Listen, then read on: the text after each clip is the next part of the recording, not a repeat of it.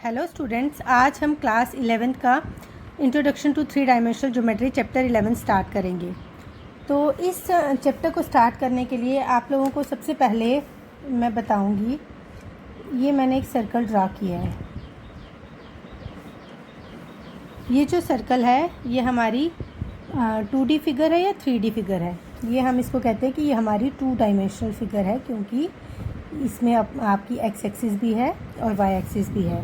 ऐसे ही हम एक स्क्वायर ड्रा करते हैं, तो ये स्क्वायर भी हमारा 2 डायमेंशनल स्ट्रक्चर है।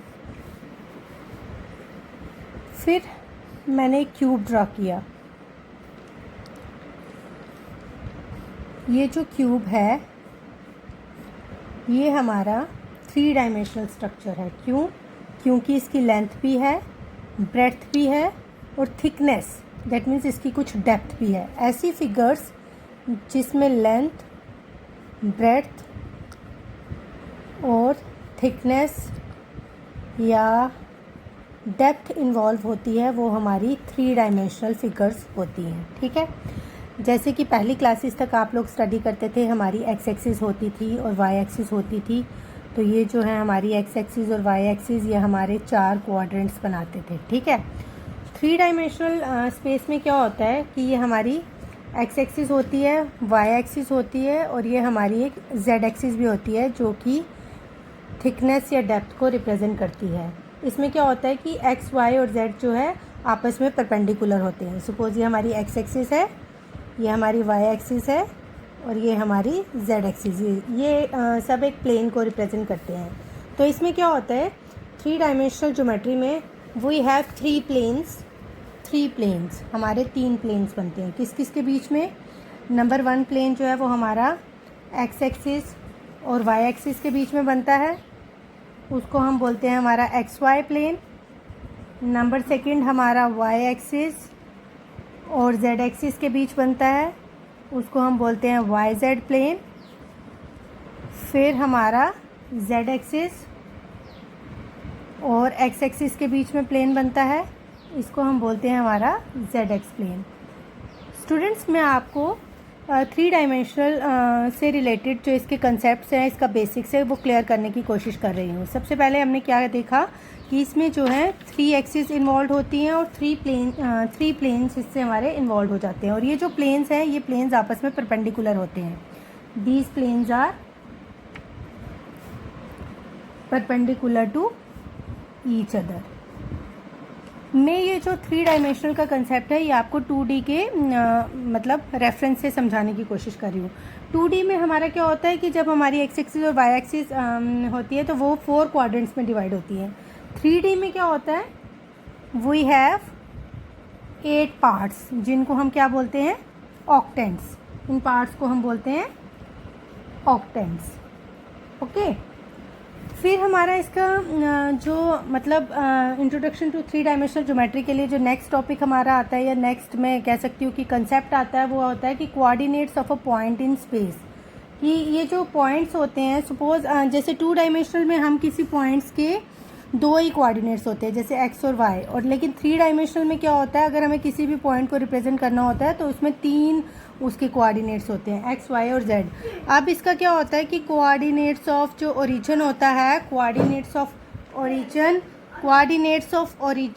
हमेशा 0 0 0 होते हैं। ठीक है, दैट मीन्स ये कोऑर्डिनेट्स ऑफ ओरिजिन है। और coordinates of any point on x axis में क्या होता है कि हमेशा हमारा y और z कोऑर्डिनेट 0 होता है, तो इसके पॉइंट्स जो हैं x 0 0 बन जाते हैं। ऐसे ही coordinates of any point on y axis, तो y एक्सिस में क्या होगा, हमारा x और z एक्सिस 0 होंगे और y की कुछ वैल्यू होगी। Coordinates of point on z axis में क्या होता है, x और y एक्सिस तो 0 होते हैं और z एक्सिस का कुछ वैल्यू होगी। ओके, ये था हमारा basic introduction to 3 dimensional geometry के लिए। अब जब आपने 11th क्लास का मैथ स्टार्ट करना है, तो सबसे पहला ये बहुत ही इजी चैप्टर है हमारा 11th के से रिलेटेड। इसमें आपको ये पूरा चैप्टर सिर्फ 2 ही फार्मूलाज पे बेस्ड है। एक फार्मूला मैं आपको आज डिस्कस करूँगी और दूसरा फार्मूला जो है मैं आपको अपने नेक्स्ट लेक्चर में डिस्कस करूँगी। Now the first and the basic formula is distance between 2 points और डिस्टेंस फार्मूला। डिस्टेंस फार्मूला आपको थोड़ा सा पहले पता होगा। क्या होता था, जब भी किसी दो पॉइंट्स के बीच में अगर आपको डिस्टेंस फाइंड करना होता था तो आप करते थे root of x2 minus x1 का whole square plus y2 minus y1 का होल स्क्वायर।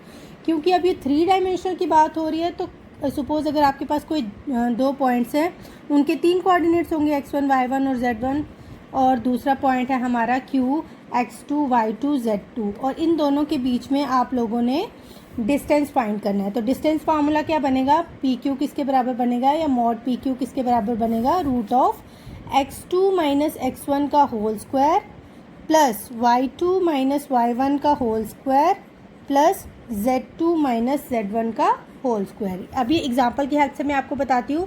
सपोज हमारे पास दो पॉइंट्स हैं, एक पॉइंट P है 1 माइनस 3 और 4, और दूसरा पॉइंट Q है हमारा माइनस 4 1 और 2। तो डिस्टेंस पी क्यू क्या आएगा, रूट ऑफ ये जो 3 कोऑर्डिनेट्स हो गए ये आपके हो गए x1 y1 और z1 अकॉर्डिंग टू फार्मूला, और दूसरे वाले हो गए हमारे x2 y2 और z2। तो हम कैसे करते हैं, -4 माइनस 1 का होल स्क्वायर प्लस 1, ये वाला 1 y2 माइनस y1, और ये माइनस था इसके बीच में वो प्लस बन जाएगा, प्लस 3 का होल स्क्वायर प्लस 2 माइनस 4 का होल स्क्वायर, वो हो जाएगा रूट ऑफ -5 का होल स्क्वायर प्लस 4 का होल स्क्वायर प्लस -2 का होल स्क्वायर। ये बन जाएगा root of 25 plus 16 plus 4, root of 45, that is your 3√15 units. ये है हमारा डिस्टेंस फार्मूला।